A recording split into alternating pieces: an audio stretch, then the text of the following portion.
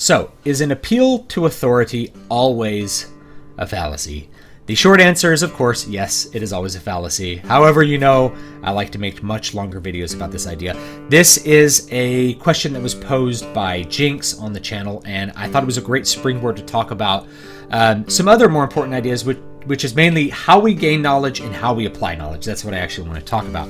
But if we go back to this first idea, is an appeal to authority always a fallacy? Like if you say 97% of scientists believe that this statement is true. Well, in the context of an argument, yes, it's always a fallacy. And that's because an argument is concerned with truth. So you are saying a statement is true. And in order for you to say a statement is true, you have to provide evidence that it's true. Evidence is things that are like objective, observable, can be replicated. There's lots of things that make up evidence. Are logically consistent is a big one too. So those things support your statement. Having lots of people believe in your statement isn't itself evidence, right? And there's too many counterexamples for that to ever even approach consistency. At one point in time, 97% of scientists believed that the Earth was the center of the universe, and that has been disproven. So the fact that there was a consensus at one time and then it gets disproven, that doesn't bode well for the appeal to authority. However, but this is the big but. We actually, as people, we appeal to authority all the time, every day, to help inform our decisions and help us live a normal life. And in fact, I'm using the word we very inclusively because I think everybody does this. To a certain extent, everybody has to do this in order to live like anything close to a sane, normal life. And that's because the world is not made up of arguments where we're deducing absolute truth and then using that to make a decision. There's a lot of uncertainty in the world. And so we're going to get our knowledge in a lot of different places. We're also not experts in everything. We're consumers of many things. We're producers of one. And so we're experts in one or a few things, but we have to make decisions about many, many, many things. You have to make decisions about what toothpaste you buy. And you're not a dentist, right? Or you don't feel like pouring through pages of research to determine what is the best way to brush your teeth or something like that. So you ask your dentist, like, how do I brush my teeth? That's kind of an appeal to authority, and it's something we do every day. And all this has to do with, to me, there are three different ways that we gain knowledge, or three different types of knowledge out in the world. The first one are things that are tested to be true, like gravity, right? Gravity is an actual phenomenon. It can be tested super, super consistently, and so it's true. Then there's things that are probably true. These are things that may not be quite as empirically sound, but they're almost always true. Like if I say that a deer has 4 legs, well, yeah, a deer has 4 legs, but what if somebody's like, well, there's a deer over there that has 3 legs? It's like, well, that doesn't mean deer don't have 4 legs. There's something wrong with that deer that it doesn't have 4 legs, right? And we can reasonably assume that any deer we run across is going to have 4 legs, not 3, not 7. But there's probably some deer out in the world that had, some weird case of polydactyly and ended up with like 17 hooves or something weird like that. Like the odd cases are out there in biology. So biology is itself kind of like, it's probably true. And I made a video a while back on this on flamenco guitars. I'm like, there are, cedar top flamenco guitars, but you're probably not going to find one if you're just your average consumer. You're going to see spruce. And people like threw a fit. They're like, I saw one time this one guy use one. This guy, this player used to play on a cedar top flamenco occasionally. I even had somebody say, Juan Serrano played on cedar top flamencos. I'm like, my teacher played on spruce top flamencos because I knew him, right? So that was like a certain appeal to authority. There's like, I know that authority. No, so it's one of these cases where it's like, yeah, they're out there, but you're probably not going to run into one as a consumer, right? So we're dealing with the probable. And then the third type of knowledge is what I call social knowledge. That's wisdom and experience. And that is something that really should not be discounted. We tend to discount it a lot as skeptics because we want everything to be proven rationally, but it's not realistic in my experience and opinion. I don't think it's realistic for you to be able to have a rational, provable case for every decision you make and for everything that exists in the world. You have to be able to be willing to make good informed predictions that are sometimes at best hopeful. And so those are the three kinds of knowledge. And if I'm going to associate with them, things that are tested to be true, I'd say are the result of deductive reasoning on some level. That's what the scientific method is aiming for. It's aiming for what is deductively reasoned to be true? What is like absolute truth? That's the best kind of knowledge, because we can test it ourselves and we can see that it's always going to be true. The second kind is probably associated with inductive reasoning. That's things that are probably true. Inductive reasoning is, like I said, all the deer that we sampled had 4 legs. And someone's like, well, so we could reasonably assume that all deer have 4 legs. And someone's like, well, here's one with 7 legs. Well, it's like, okay, well, probably you're going to encounter deer that have 4 legs, because that's generally the case. That's kind of inductive reasoning. And inductive reasoning, in my opinion, really gets a bad rap, because we use inductive reasoning for like the vast majority of things. In biology, there's weird things that happen, but we use inductive reasoning to sort of standardize things so that people understand what we're talking about.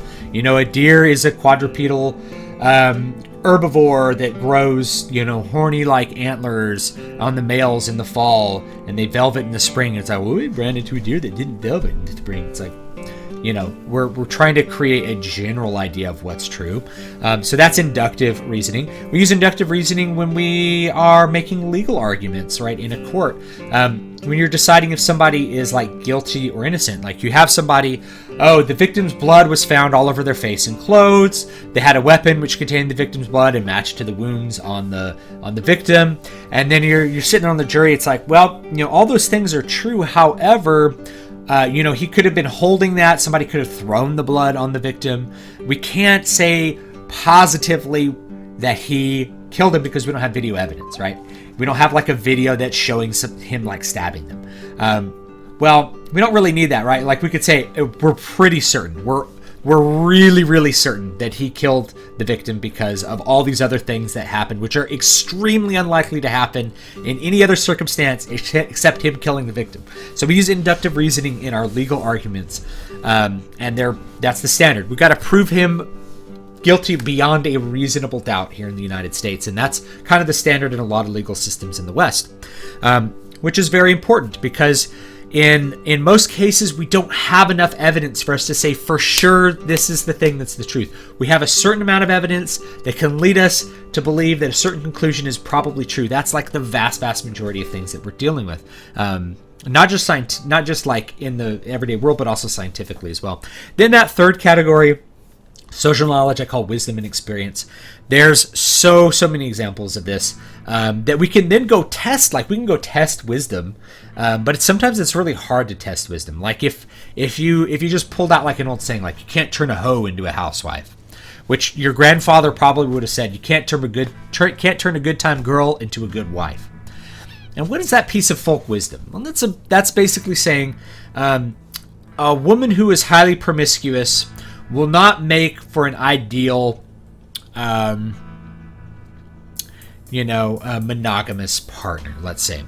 So let's say we decide, let's go test it. And you go test it and you find out that women who've had large numbers of sexual partners, their marriages fail, right? And so you go and you test that and you say, Grandpa, look at what I found. So we went and we did this great survey and we found that like this huge percentage of women who had more than like 15 sexual partners before they got married, that their marriages failed. They had a high likelihood of this. We're still doing inductive reasoning, by the way.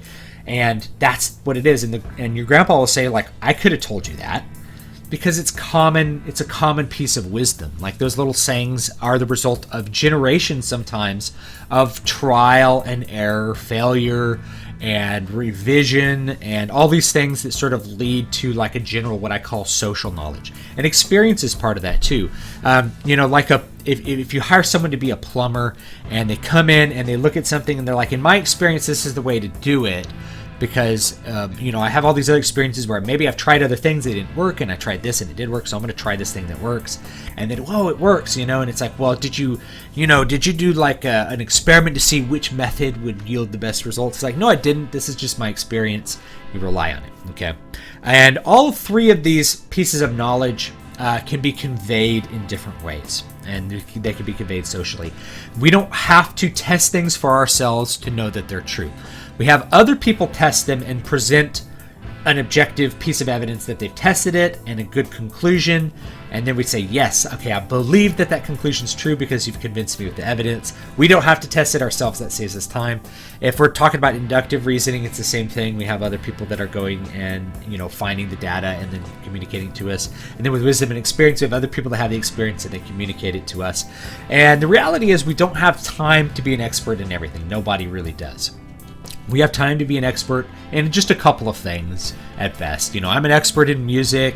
I kind of know how to write a book, right? So these are the things that I know. I guess I know a little bit about logic because I keep making these videos. And mostly I just like to talk about it and I love to have conversations about it, which I find, just really fun. So I guess I know those things a little bit.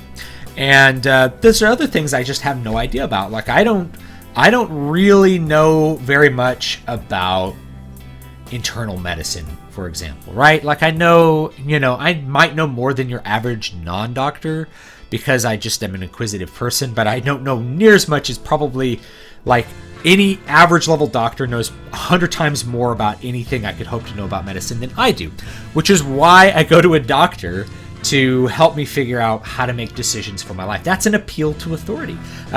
He's gone through all the medical training, he's read the literature, he's talked to people that are even like more defined experts in what they're doing, some endocrinologist studying this one effective hormone over these multiple studies to determine like a course of treatment for somebody, right? So if I go to a doctor and he tells me that this is a certain thing that I can do to improve my health, I could go and like second guess him, like, well, let me go do the research. And I go through and I pour through all the journals and I go on JSTOR and I do, 100 hours worth of reading, and I come back and I'm like, I've decided to follow your advice. What have I done? I've wasted 100 hours of my life to confirm somebody else's piece of knowledge that they tried to convey to me. The reason we have experts is so that we don't have to spend all of our time determining truth on every little thing, whether it's an inductive reasoned prediction or it's like something that's absolutely true, or it's just a piece of wisdom. We don't want to spend all our time trying to figure out that's true. If you want to figure out if you can't make a hoe into a housewife, it's like, I'd like to test this by marrying lots of different hoes and seeing whether my marriages fail. It's like you can't test that. So you have to kind of rely on the knowledge that's being given to you to help inform your decisions. It doesn't it's a contributing factor in helping you make good decisions. If I go to the doctor and the doctor says, the best way to prevent type 2 diabetes is to keep your body fat in this healthy range, right? To keep your body fat lower. Now, does that mean I'll never get type 2 diabetes? No. Does that mean that there's nobody who's skinny who has type 2 diabetes? No. It's an inductive thing. Most likely, if you'd like to avoid type 2 diabetes, we've seen this correlation. People who have more body fat have more type 2 diabetes. Therefore, if you avoid having high body fat, you're going to lower your chances of having type 2 diabetes. We make those health decisions inductively, and we've referred to an expert to do it. We do this all kinds of things. Like your car's broken, you take it to an auto mechanic. The auto mechanic says, this is what we need to fix. And you're like, do it, fix it. I'll pay you the money. Now my car runs again. Bing, bang, boom. Everybody's happy. And it has to do with the nature of knowledge. Knowledge, by its nature, is very diffuse. We can't be experts in everything. We can be experts in a couple things, and we share our knowledge of expertise with other people who have their knowledge of expertise and assemble enough information to help us make decisions in everyday life. So in everyday life, yes, being able to recognize expertise and authority and experience, wisdom, all those things are really important for helping inform our decisions. I'm always very interested in wisdom, especially now, because that's a piece of knowledge that's sort of been tested socially over generations. A lot of wisdom is that, this is the best way to live, that if you're going to have kids, you should space them out like this. All these little things about how to live your everyday life are sort of trial and error things that have evolved over generations. That's kind of how culture evolves. Culture is sort of the collected wisdom of a people that helps them to survive, in a sense, to improve their lives, to increase their survival and make themselves live longer and happier, hopefully, right, and more peacefully. That's a really good one. So those are the three kinds of knowledge: that absolute and deductively arrived at conclusion, the inductive conclusion, it's probably the case, and then of course wisdom, right? Wisdom is not something that can be empirically tested or is wise to empirically test, or just would be so cumbersome to empirically test, though it can be. but it's one of those things that you refer to because in some cases, in a lot of cases, it's the best knowledge you have available to make those decisions. Of course, if you have a deductively arrived at truth and it conflicts with folk wisdom, you should go with the truth. But for most things, we don't have that, right? Most things we don't have that. So you got to take your best available option and run with it. So what does that mean for all of you? That means get what knowledge you can. If you can figure out the validity of knowledge by applying good skepticism, which I've mentioned in other videos and which we can talk about, I guess, in a future video too, then you do that. You apply it through your skepticism layer, and I do have some ideas about some particular tools I think that people can use to help determine truth from falsity in a pretty quick, easy manner so that they can get on with their lives.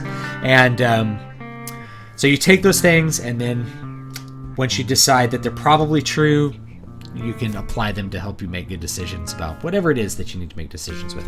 Thanks so much for watching. Don't forget to like, comment, subscribe. Let me know what you want to see and what you want to hear down below. Let's continue this conversation about wisdom, the nature of knowledge, logic, skepticism, and all of that good stuff. I appreciate, of course, your company, and I appreciate you watching. More stuff to come, more music coming out soon, hopefully in the future. I've had a lot of fun doing that as well. So you guys have a great one, and see you next time.